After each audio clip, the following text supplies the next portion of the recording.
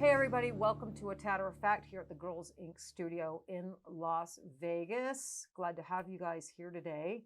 Today I have a guest on today. We're going to talk about something that we have not yet talked about in the 3 seasons we've been doing Tatter-a-fact. Did you catch that? 3 seasons. We've been doing 3 seasons, all buttoned up, and we are actually in our 4th season right now. So that's pretty cool. But we haven't delved into this topic. I think here and there I've mentioned it, especially in one of my episodes with Kat. But to actually have a guest on here where we can really dive deep into this topic from a personal experience, I think is going to be really interesting. And what she and I are hoping, the whole reason we are doing this is to help. And if it helps just one person, then this podcast was well worth doing. So let me introduce you to my guest. Her name is Jennifer Behmlander, and she is from Bay City, Michigan. She's been in the beauty industry for 30 years, hairdresser for 30 years, PMU artist for six years. She emailed me quite a few weeks ago with a topic and wondered if I'd be interested. And immediately Willow brought the topic to me and I was like, yeah, let's do this. I don't know what I'm getting into, but let's do it. We'll figure it out. So welcome, Jen. Thank you. Yeah, I'm glad to have you. So I guess the topic, not to keep our listeners in suspense, is addiction in the workplace. Yes. Yeah. Yes. So go ahead. Oh, I was going to say, actually, when I emailed you, Teryn, it was on my goal list of recovery for myself. My 2-year anniversary, I knew I was going to email you to see if you would do this podcast with me. Oh, serious? Absolutely. Absolutely. Oh my gosh. Yes. Wow. And within a day, your team got back with me and it was going. So thank you for that. And it's appreciated. My God. Well, I'm glad I said yes. What if I had said no?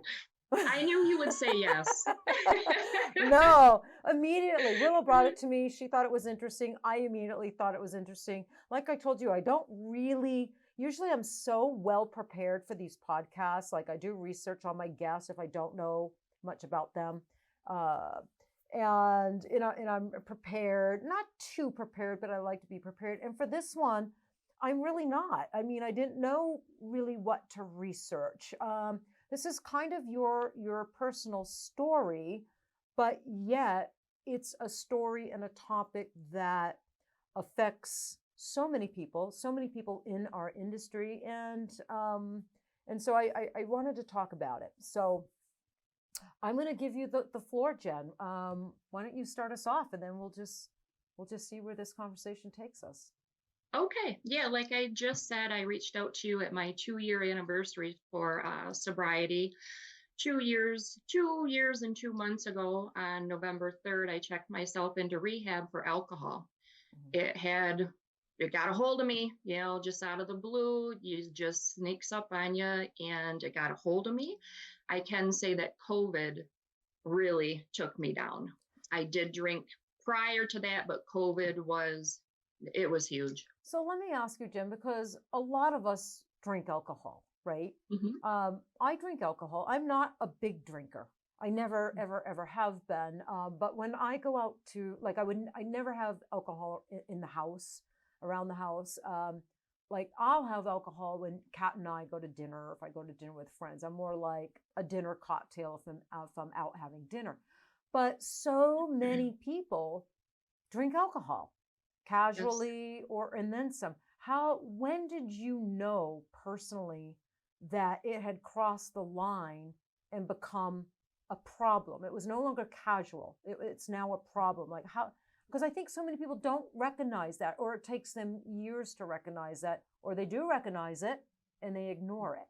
But when did you know? Yeah, I knew when it really affected my daily life.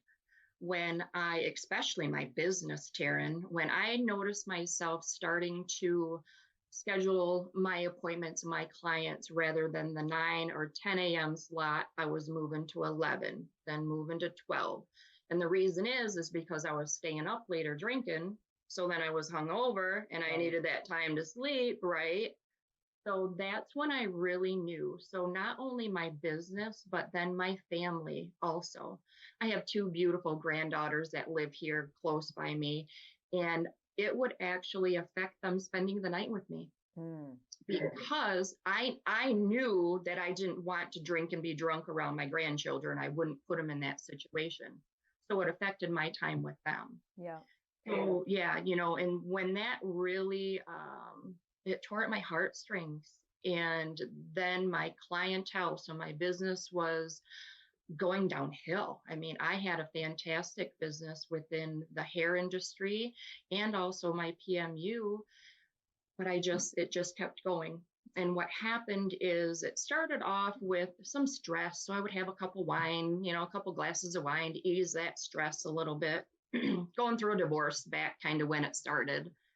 And then with my business also, that's stressful. You've said it, I don't know how many times, for us to become a PMU artist that's bold. You say it all the time, that's bold.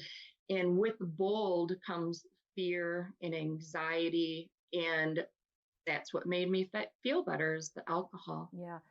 Did PMU, just that alone, forget COVID, forget the divorce, being a PMU artist, that alone, did that add to your stress, your anxiety, being bold? Because you're right, it takes courage and boldness. Like, you need to be bold and have balls to be a PMU artist. I've always felt that, because we tattoo the people's faces. They pay us a lot of money to tattoo their face, to replicate eyebrows, and can't really make any mistakes. I mean, and right now, in philosophy, the public's been harsh. I mean, they expect perfection, and if they don't get it, or if the one little thing upsets them, Jen, they go to social media and they try to, trash it through, either reviews or, Facebook groups or whatever. So what was it just, so did that add to your stress and cause your drinking, just the fact that you were a PMU artist and being bold? Yes. I was a hairstylist for 30 years. I was very sought out within my community. I was very good at what I did. I loved what I did. And that was my comfort zone. So going into the PMU, that was just crazy. So with me already having an alcohol problem at that time, it added on to it, because not only are we PMU artists, and we all know this as far as a business owner, we are marketers, we are photographers, we are inventory, order. We have all these hats we wear on top of myself. What I would do after a client, I would look at that picture, pick every little thing out, beat myself up. So that just added more of the stress on top of it. So all those hats that I had as a business owner, because I have my own studio, one of those hats, I decided to dump a whole bottle of wine in, and it just took me away. And that's what I covered it up with. Yeah. No, we do wear a lot of hats, and I we do wear a lot of hats. We wear a lot of hats. There's a lot of responsibility. There's a lot of, and it takes quite some time for a business or an artist to get to where they can start delegating some of that responsibility out. Because in order to delegate some of that responsibility out, you have to pay people, right? Yes. I mean, you don't delegate for free. There's a cost. You have to be able to pay someone. And it takes quite some time to get to a place in your PMU career where you can actually pay like a virtual secretary, pay a videographer, pay someone to do your receipts and your QuickBooks, and pay people like to do these. And up until you can afford to start paying people, we are doing them all by Yes. ourselves. Right. Yes. Right. And if Yes. you're not doing all of them, you're not going to be successful. So it's Not super a, stressful. Those first few years, I would say the first, 5 to 8 years. I mean, I think nowadays a lot of the new generation, right? They come in and they think they're going to have success in a yeah. year because that's what's marketed to them. God bless them, right? Right. That's what's being marketed. But in reality, it is 5 to 8 years. I mean, it really, Yes. really is to get really well established, start a clientele that is real stable, and Yes.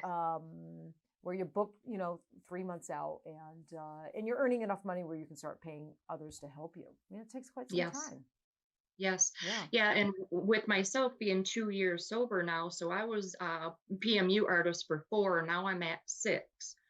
So what I can say within these past 2 years of my sobriety, my business has absolutely just exploded. I've actually opened up another business. I actually wrote down some numbers because I haven't looked at them in a while, and I'm a numbers person, right? Business. My first year of sobriety, my sales went up 122%. Wow. That's crazy. Huge, right? Yeah. Any business would take that growth. That's like hockey stick growth, right? Yes, yes.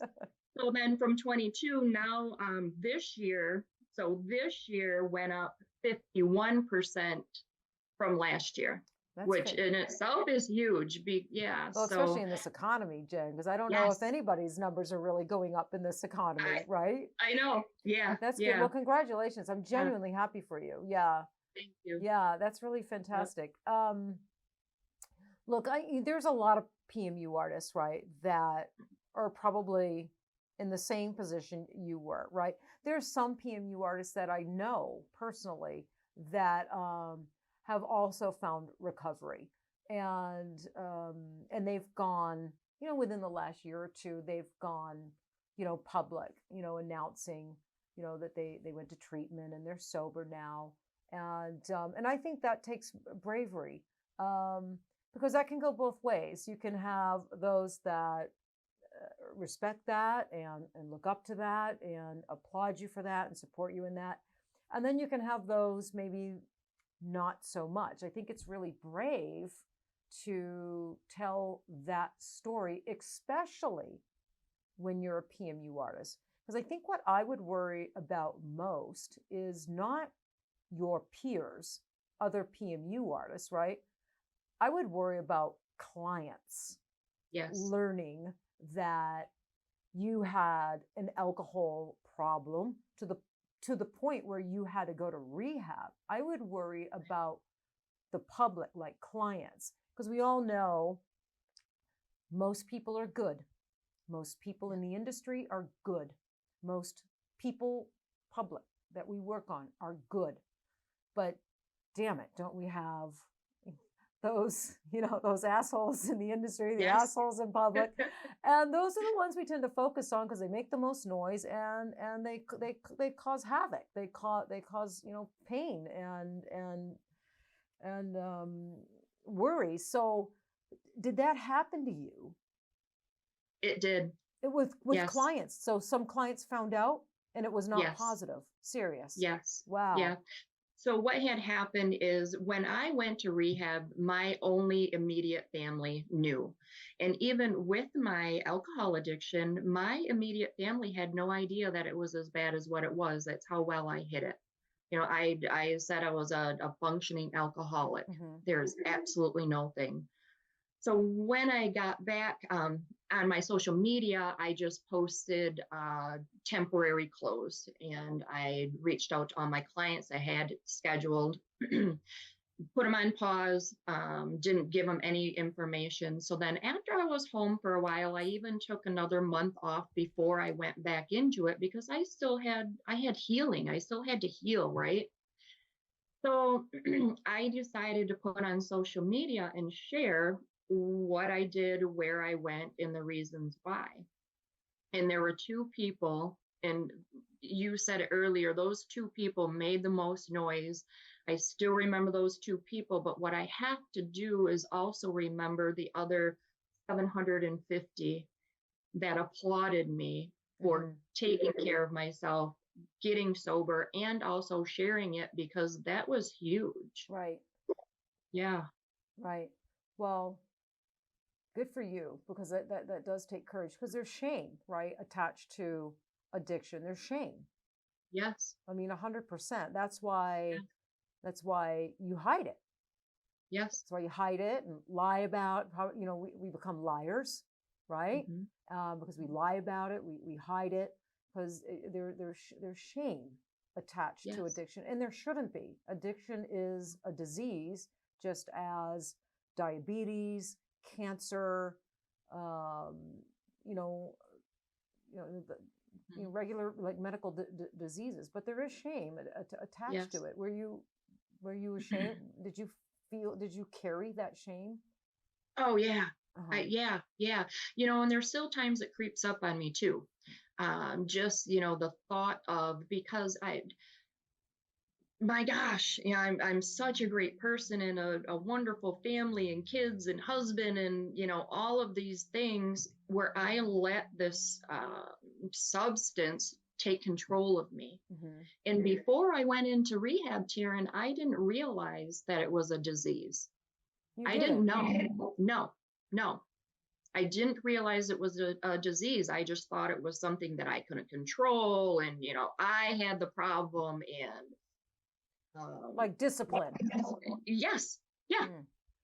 Yep. I didn't realize it until I went in and got help for it. And you had just mentioned being a diabetic. When I went in, and with the doctors that were in the facility that I went in, they talked about medication that could help me long term, because it was a disease. And my first thing was, I don't want to take medication for the rest of my life because of something that I did to myself.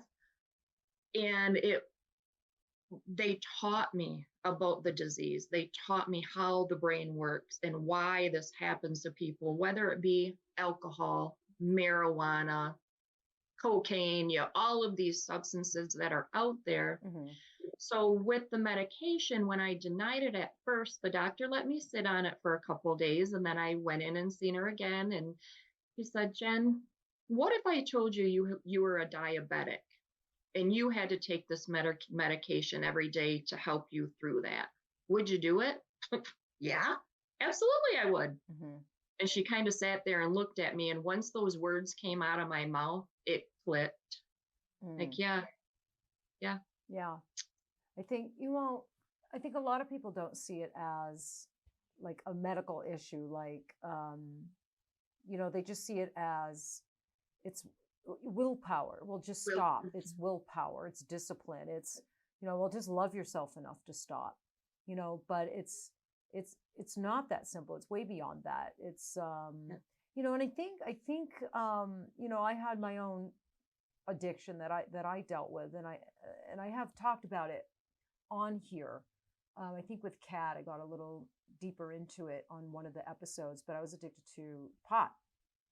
And for many, many, many, many, many years, I mean, so many years. And I was so addicted that I couldn't afford, and I was addicted well before I became a PMU artist.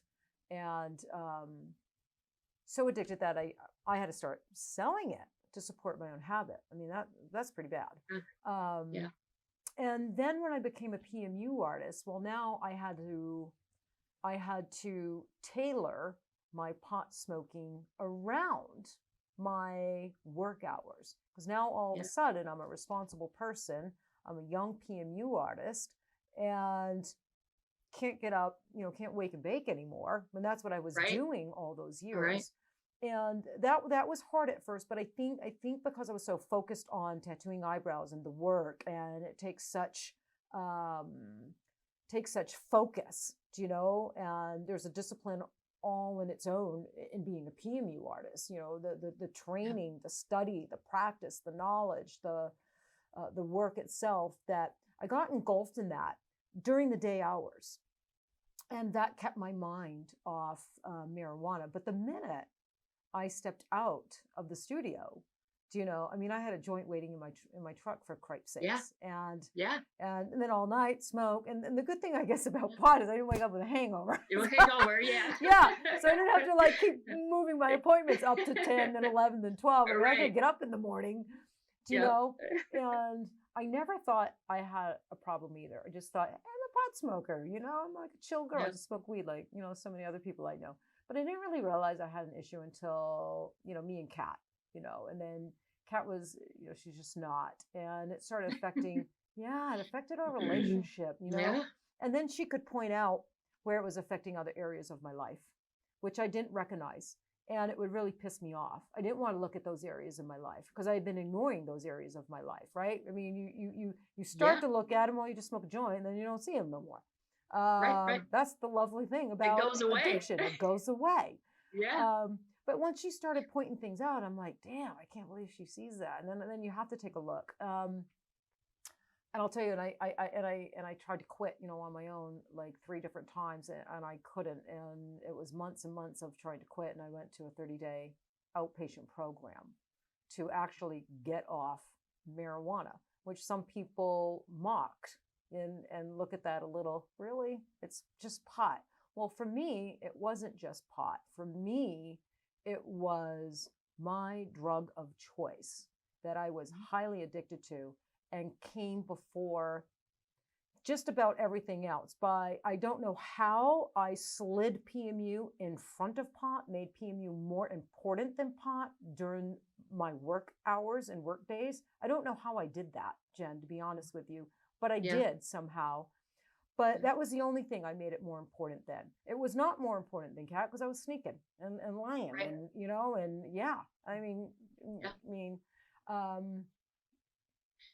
and also putting yourself in jeopardy. You said that you had to sell it in order to afford it, right? That's legally. Legally, right. I could get into trouble, and I was going to some really sketchy areas of town to pick it up, you know, and doing all that stuff. And I look back, and I think when I look back at those years, which was so many years ago, it just doesn't feel like me. It feels like, and I know you're only 2 years out, and I'm wondering if in your recovery, but I'm wondering if you'll feel like that. I feel so detached from who that person was. It seems like another life, another person, and I can't relate anymore. And I don't know when that happened, you know, because it's been, oh my gosh, I mean, so many years. I just can't even tell you, like, since I was selling it, probably 25 years. And I haven't smoked for, I think I told you 12 earlier, but it's 13 years. Yeah. Now, can you be around people that smoke, Teryn, or I could not for the first 5 or 6 years. I could not. I just could not. And that was a little bit difficult because I had a couple close friends that still did. And that was difficult, but they loved me so much that we would plan outings where there would be no marijuana. And that's just how I had to roll for the first 5 or 6 years, because my sobriety was really important to me. But now, and then I just got to a place, and I'm in a place now where absolutely, I can't even stand the smell of it, Jen. I can be around, I'm not really around it that much because me and my friends, we've all grown older. I still got the same group of friends. And none of them really smoke like that anymore. I mean, they're all like doing gummies and CBD oil, for Pete's sake. So I love it. Mostly just to sleep, you know, because as you get older, you got sleep problems. So it's not even like a recreational thing for them anymore. It's like, oh, I can't sleep, and you know. But no, it left me, and the urge, the thoughts of it, I don't know if you do this, but I remember doing this, the fond memories and reminiscing about it, the whole, I mean, it used to feel so fond.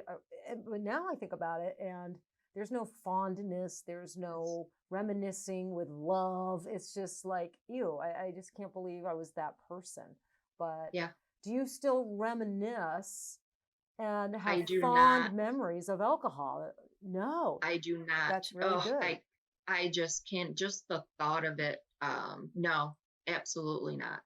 Because you know, a lot of people in addiction, they go through that for years after they get sober. Yeah. They Yeah. really love to talk about it in fond memory of Yeah. it, right? And Yep. I don't know if it's because that kind of keeps them close to it, but not doing it. But there's a little bit of a phenomenon there that a lot of addicts, like sober, Yeah. like to talk about it. Like to talk About the about good it. old days. Yeah, about the good old Yeah. days.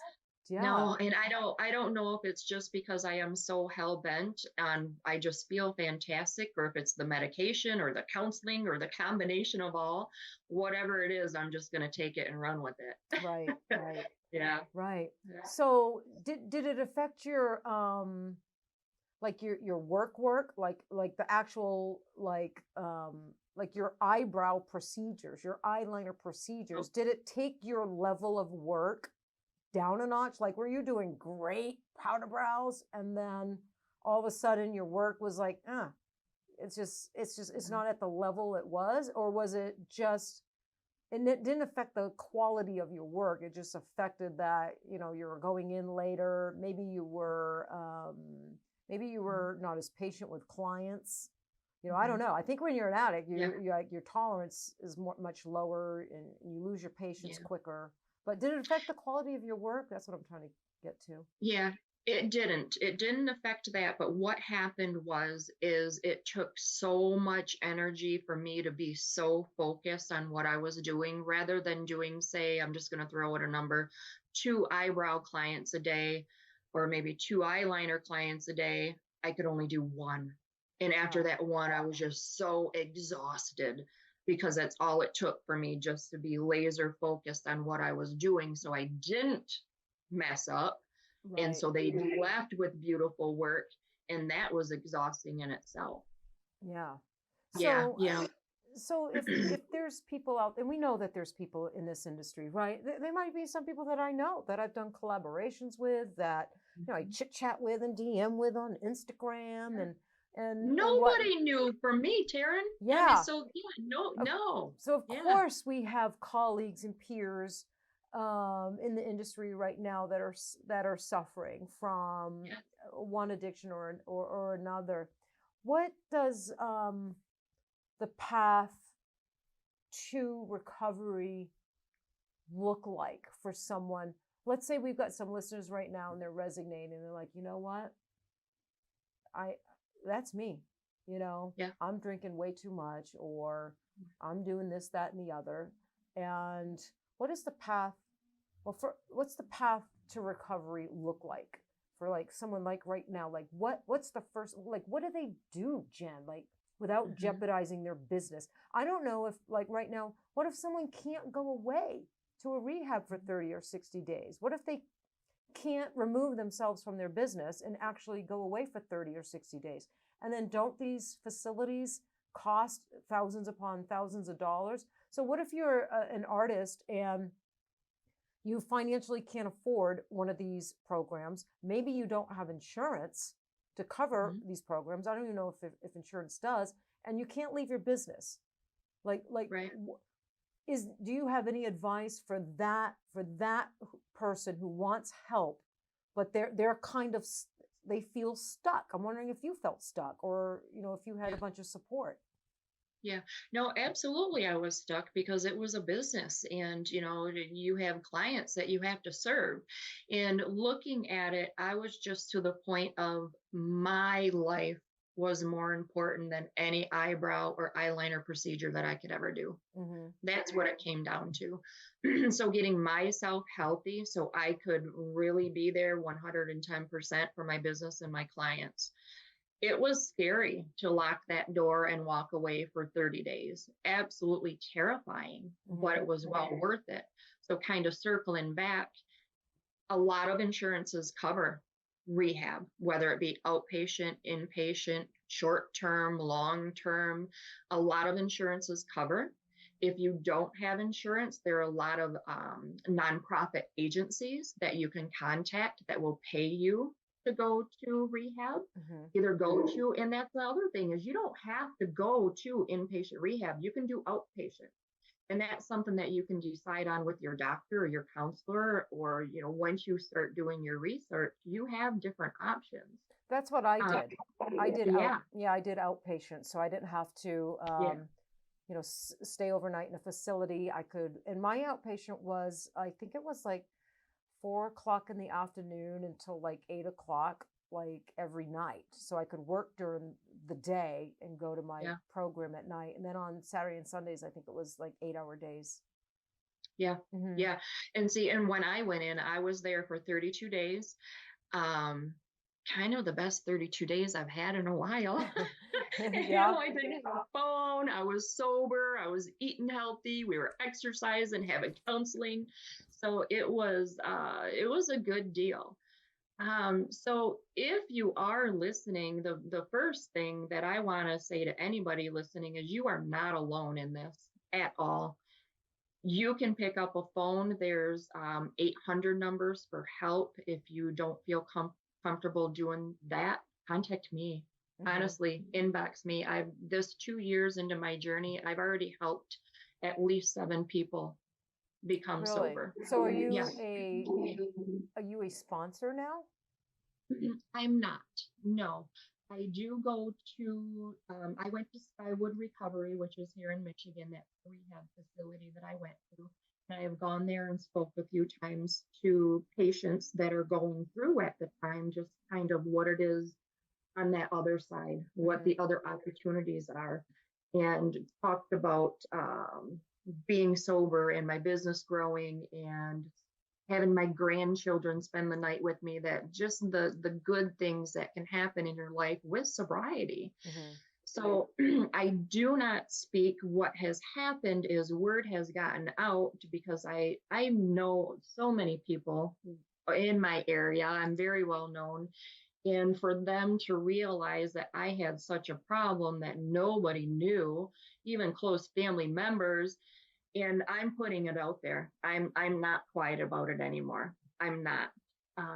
So just within conversations of friends, families, social media posts, people have contacted me personally. Jen, where can I go? What can I do? And took them through those steps. Another thing, there's different programs. There's Family Against Narcotics. There's Hope Not Handcuffs. These are great organizations that you can reach out to, and they can give you the direction. They can call facilities for you. They can hire on somebody to maybe help with your business, as far as even being there, taking the phone calls for your clients. But my main thing is, if you are even thinking about it, shut that door of your business. Your clients will be there when you come back healthy. Mm-hmm. Yeah, yeah. And I think that's really good advice. And I'll see if Willow, if we can actually put your information in, once this posts. Yeah. Yeah.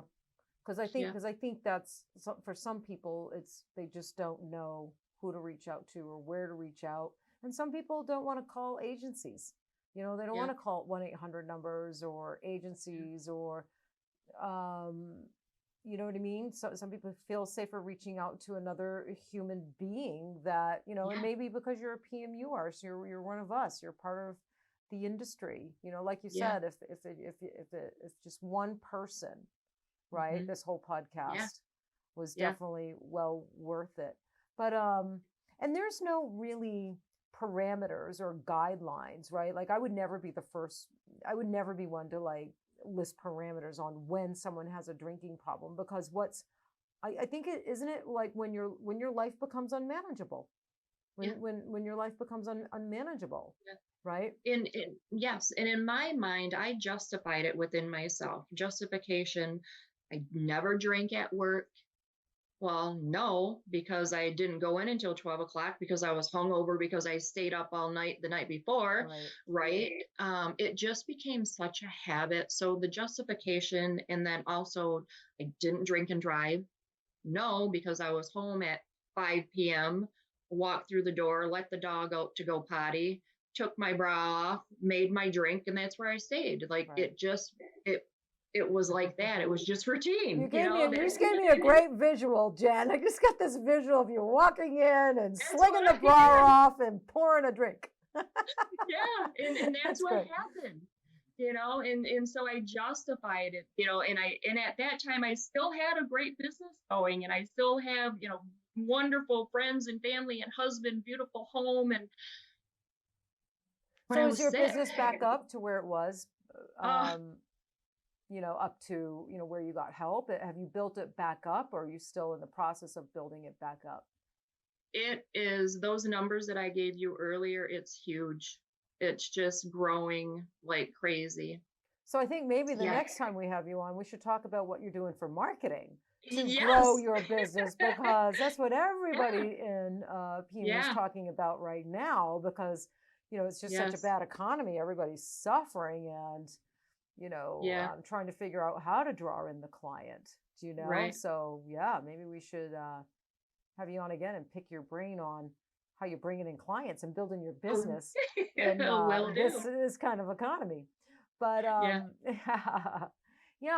there's a lot of other addictions too, Jen. It's not just like substance, right? It's not just alcohol or marijuana or drugs. I mean, I think, there's, video games, I think, and probably the one that is in most relevant in a lot of conversations today is social media, the addiction to social media. I know myself, I've had to be really, really careful. I'll go through periods of, I don't know if it's truly addiction, but maybe I'm borderline, where I'm just so on my phone and posting and and I'll do that for days, to the point where I just hit this brick wall, and I just get so frustrated and so annoyed and just become so exhausted that then I completely check out. I end up hating social media, and then I just completely check out for days. Like, I don't even want nothing to do with it. So I'm trying to find this balance with social media right now, with my life and, the workplace. I've been really working on that, trying to find this balance. So, but that's hard. But, I'm not that sure if that's a good comparison, or if that social media runs parallel with, alcohol or substance addiction. But well, it does. And I can tell you that I've taken a break from social media. Am I still on there doing marketing? Yes. But this was actually one thing that I took from you, Teryn, is I'm getting out now within my community. I'm meeting other business owners. I don't know if it was a podcast or an interview that you did. You said make up cookies or cupcakes and go around and give I think it was cookies. Everybody loves cookies. I remember you saying that. And get out there, get in front. But before I couldn't, because I was so ashamed. I felt like I was generic and not, I was hungover. I couldn't wait to get back home to have a drink. Did you think like people could tell? Like, if people saw you, they know? Did you have like that kind of feeling? No? Well, no, because even when I drank, I mean, I talk about it. I wasn't that sloppy drunk, and I could drink and still be just as plain, and it was weird. So strange. Well, I think that's the misconception, right? And I think in our industry, it's probably, if there are people suffering with addiction, it's probably alcohol and pills, or pills, right? And yes, and I think that's the misconception. In order to fit the term alcoholic, then, you're disheveled. You're not going to work. You're, you got no bank account. I think, maybe that's the misconception, but very, well put together, well dressed, attractive people who speak eloquently, with a good business, good bank account, just well put together from top to bottom, can be an alcoholic, and I think pills I think there's a lot of people with addiction to pills, because they get prescribed by the doctor. I think a lot of people rationalize pill addiction. because they're prescribed by a doctor and they can rationalize it as medication. Well, my doctor Right. gives it to me, right? So Mhm. I know that I don't know what's really going on in our industry, like who may have addiction issues or not. But within my clientele, like, we're up close and personal with them. We have conversations with them. And sometimes I can spot it, Jen. I can Mhm. spot the Yeah. pills Yes. and I can tell that they use pills. Yes. You can spot it. And every now and then you'll spot it with alcohol. Yeah. And it's just recently, I did a client and did her in the touch up. And the first time I smelt the alcohol on her, I thought, well, she's nervous, but then she came in with the touch up and again, and you just can kind of tell. So it's just, Yeah. these addictions are out there and they're affecting everybody, Yes. everybody. Yes. I actually helped a client get sober and go to recovery. Yeah. I did. Yeah. So it's everywhere. It's our clients, our, co-workers, family members. It doesn't pick and choose, that's for sure. Yeah. And it's sad that it takes, people so long to find help and I'm wondering, why, maybe it's the Mhm. shame. They don't want It to is. admit it, or maybe they think they won't be fun anymore. Or, Mhm. I think for me with like marijuana, I didn't, cause I paint and I draw and I didn't think I would be, creative. I thought I would Yeah. lose my creativity when it came to creating my drawings and my paintings. I had that fear.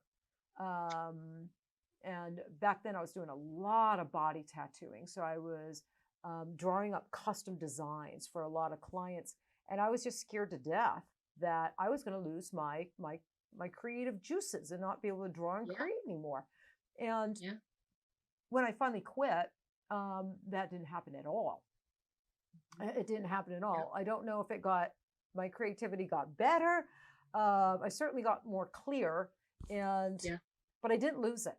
I'm still Good. just as creative. Yeah, and life certainly is not boring without it. I think that's the other thing that maybe prevents people from getting help is they think life will be boring Right. without it. But you know what I learned is boring is another word used to replace depression, Yes. right? So Yes. if you're saying to yourself, well, I think my life will be boring without it, really you're saying, well, I just think I'm going to fall into, depression without it. Mhm. And that Yeah. may be true, but you're already in depression if you're Yes. in addiction, right? Yes.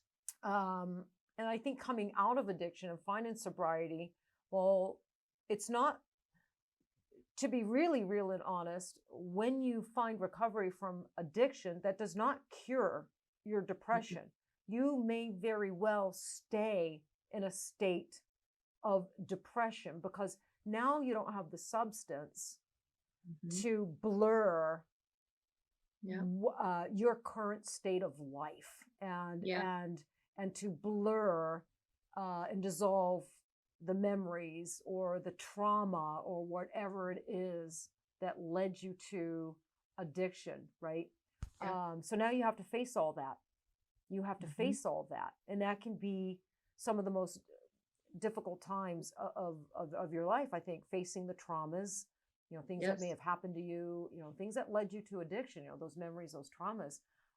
Yes. So you will probably stay depressed for quite some time working through that, but Yes. and it's harder to be sober than addicted at first. I think it was for me. That was Yeah. my personal experience. It was, I thought quit marijuana, get sober, and my life is going to get really happy and I'm going to be really happy and life will be easier. And it didn't work like that, Jen. My life No. got harder, man. I got more Yes. depressed. It got Yeah. harder because now I had to face, I had to cope with Yes. everything that I was not used to coping with, right? Yes. Because I didn't cope with Yes. anything. Mhm. Anything that popped up in my life that I had to cope with, well, I just smoke weed. And now I don't have to cope with it. So now Right. you have to Right. learn a whole set of coping skills. Yes. And my big one was boundaries. I didn't know how Mm. to set boundaries with anybody. So now becoming sober, I've set boundaries with, even close family members, friends. And if you're not going to follow my boundaries, then it's okay. But a boundary setting for me was huge being sober. Okay. So let's Yes. flip the script. We've got maybe about Yeah. 10 minutes. So let's Okay. flip this a little bit. I'm a Okay. studio owner. Yes. I got artists, I got apprentices, I got a Yes. team of five, Olivia? You will, a team of five, plus 4 artists, plus apprentices. So I got a studio, lots of people. They're all counting on you. Right. So, and we've got lots of people listening to this podcast right now that are studio owners that they're not addicted at all. At all. No addiction problems. Fine. Like me now in my life. But what would you suggest as a studio owner if one of our artists, one of our employees, we discover, first let's put it 2 ways. Let's scenario 1, we discover without them telling us, we found out all on our own, they're using, there's an addiction problem. And then scenario 2, they come to us. Yep. They come to us, they bare their soul, they're trusting us with this information that they have addiction problems. So scenario 1, because you're fresh out of addiction into sobriety. What if you, how would a studio owner, what's the best advice we could give a studio owner if they discover someone on their team is using or maybe or deep into addiction or using? Maybe you don't even know if they're deep in addiction, but you've discovered some things to confirm that they're using. Maybe they're using at the studio, or maybe you're smelling stuff on them. How do we handle that as studio owners? Yeah. Well, first off, anybody that is using or an addict, they don't want to be that way. They're screaming on the inside of somebody, please help me. Somebody, please notice. But the addiction takes over so much. So as an owner, if I were to see something like that, I would start to put out pamphlets of addiction, recovery, just put them out. So everybody, and make it just so everybody within your studio has access to them. Like don't say anything to the person, just put out some pamphlets. Yes. Because they might deny it. Yeah. Oh, yeah. They would deny it, right? Because they haven't come to you. You've just, okay, I got you. So just put out some pamphlets. Okay. Yes. To make sure. And then, even have a meeting about it. It's your crew, right? But don't call that person out. Just have a general meeting that you wanted to have. Okay. Yep. Yeah. Like a group. Studio policy. We want to talk about some studio policies or some studio, like the health of the studio. And this is one topic we wanted to touch on because this happens. Okay. Yes. Yep. It happens in the workplace. You can even touch on COVID. Since COVID, it's even rearing its head even more so. But have educational pamphlets, have information, have phone numbers, because I guarantee you that person that has the addiction is paying attention. Yeah. Well, and on the inside, they might be thinking she knows. Oh my God, she knows, right? Yeah. And if you start to, because as an owner, you already have the trust of your employees. Yeah. So if you build that other side trust with that of, okay, I'm just saying, like, you're the business owner, Teryn's aware of abuse going on all over, not just, whatever, but now she's bringing it to us to make sure that she's a safe place to go. That's right there is just going to build trust as a business owner with an employee. Okay. That's really good advice, Jen. Because does that make sense? No, that makes perfect sense. I'm a studio owner, and I haven't really encountered. I've had a couple of incidences, but nothing that really required action. They resolved themselves, but it could have snowballed into a situation where I would have had to have taken some action, and I probably would have had to seek counsel, help on how to address that. So that's really good information. So the other scenario, what if someone comes to you in my studio, or anybody's studio, and tells you, look, I'm addicted to alcohol, I'm an alcoholic, and I'm going to go, blah, blah, blah, blah, blah. Like, Right. how do you respond to that? What's the best way to respond to that? I mean, I think I know what you're going to say, and I know how I would, but Right. you know, I just like to hear Yeah. what you have to say. Right. Well, and see, you already opened up that communication with having that meeting.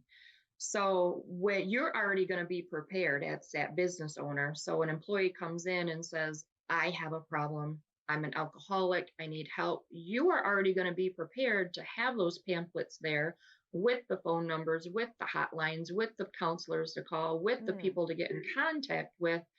You are already prepared when that happens. Should this maybe be in like the employee, like, because we have a professional, like all studios employees, you got to have a employee Yes. with policies and what. Should that be in Yes. your employee handbook, like a section on like addiction? Yes. Yeah. Yes. Yes. And Yes. we don't have That that, do we, and Olivia? also, Are you taking notes? yeah, Yeah. Okay. that and also, I mean, I'm gonna touch on this also. Narcan. Do you have Narcan in your studio, Teryn? No, I don't. And that's the shot that you can give somebody if they're in the midst of a heroin overdose. Is that correct? Correct. It's Yeah, the no, spray. I don't Yes. have any Narcan, Jen. Yes. And Yeah. you You just kind of need. caught me off guard with that, because sitting here even talking to you this whole last hour about addiction, I would never think in a Yeah. million years I or any studio owner should even think about or even consider we should have Narcan on Mhm. hand. I wouldn't Yes. even have thought of that. Yeah. Yeah. This is going even deeper into mine. So we have to get going in a couple minutes, right? So yes, have Narcan. Narcan in every studio, have it. Wouldn't you want to save a life? Yeah, yeah. I don't even know. I mean, I don't even know if I would recognize, like, if it's like, I've never really been around that. I don't even know if I would Yeah. recognize it was someone having a heroin overdose or not. I don't even know if I would recognize it. If, Yeah. I mean, how would you know? You don't know for sure. But so if There's someone signs was, if they're if oh, someone was obviously passed out, they pass out in front of you. mhm, If you shot them with Narcan, but they didn't need it, maybe it was mhm. something else going on, but not heroin, but you thought, oh, this might be your heroin overdose. Because there are some cities around the country where that is more prevalent, right? There's a Yes. lot of that going on. There's an epidemic in certain certain Yes. cities around the area. So in certain cities, this might be, much more important to have on hand, right? Because Mhm. it's the same thing with like heroin addicts. It's not the person. It's not just the person living in a tent, the person homeless, the person that looks No. No. disheveled, or, on the corner, asking for change. I mean, there's a Yeah. lot of normal looking, functioning housewives, people, smart people using. So going back to what you had said, how do you know if it's heroin? So if you have somebody passed out and if you give them the Narcan and it's not heroin, it does not hurt them at all. Doesn't hurt them. So, Does okay. not hurt them. Does not hurt them. Nope. And if it is heroin, you saved a life. Yeah, that's really I have good. it in my purse. I have it at my studio. Okay. Yes. Yeah. Okay. Well, I'm certainly going to address our employee handbook Yes. and figure out how to put a Yeah. section in and address that. Yes. Because you're right, they're starting, it's unfortunate, but they're starting younger and younger and younger Yes. and younger and younger and younger, and it is out of control right now. And I think you hit it on the head that COVID, a lot of people just have not recovered from COVID, and a lot of it is the youth. Imagine the young people that they didn't get their prom. They, all that got, taken away from them because of COVID. And I mean, that's devastating. That's absolutely devastating. And, I have 2 godchildren, and they're still timid. COVID really messed them up. They're 12 and 14 now. So And at 12 and 14, they still want to have a mask on when they go out in public. They don't really want, they're still healing, mentally and emotionally healing from COVID. It changed them. It just completely changed them. And they have fear and anxiety now. And it's just devastating. It's just devastating. So those are two people that are close to Kat and I, and their mom. They have a great mom and dad who are working with them and through this with therapy and whatnot. Yeah. But that's just two kids. Imagine. I think it's millions. I think there's millions of people out there that just didn't come through COVID okay, and they're suffering today. And one way we humans tend to handle and get through suffering is through substance, taking something that relieves the pain, relieves the anxiety, because it doesn't feel good sitting with that. So, wow. Yeah. Okay. Yeah. Well, as a studio owner, I would be very compassionate, and I would work with my artists and my team member, and their job would be safe here. Yes. I would hold it for them here while they went and got help. And I know we as a studio would rally around that person and support them. And I think most people would, because like I said earlier, I think most people are good. Yes. Really. So, all right. Well, is there anything, last little tidbits? Miss, your last name, Behmlander? Behmlander. No, like you started off, if we can help just one person, that's going to be amazing. You're not alone. You are not alone through this. No, you're not alone. That's why I started talking about anxiety and like some of like the way my thoughts recycle and my anxiety on the podcast, and more openly, and some of the stuff that I go through, and my guests opening up more about it, because it's most of us. It's most of us are suffering from at least one thing. I think you're lucky if you're only suffering from one thing. Right? Most of us have a few things going on with us. But a lot of people think they're alone. They do. Yeah. They really do. They think they're alone, and they're not. They're surrounded by people that are going through or have gone through exactly what they're going through currently. And there's lots of people to support them. So it's just letting them know that, letting them know that. So I thank you for coming on here and being vulnerable and sharing your story, and the whole, even just how to talk about it in the workplace before you even possibly encounter that, right? Just creating a safe space before something that even happens. I think that was really great advice. It's something I never thought about, Jen, until just a few moments ago. It never dawned on me to talk about that. I mean, that was something I would imagine I would talk about if it ever happened. But you're right. Why not be prepared? Create dialogue and policies and referrals now, so you're prepared if it does so in fact happen.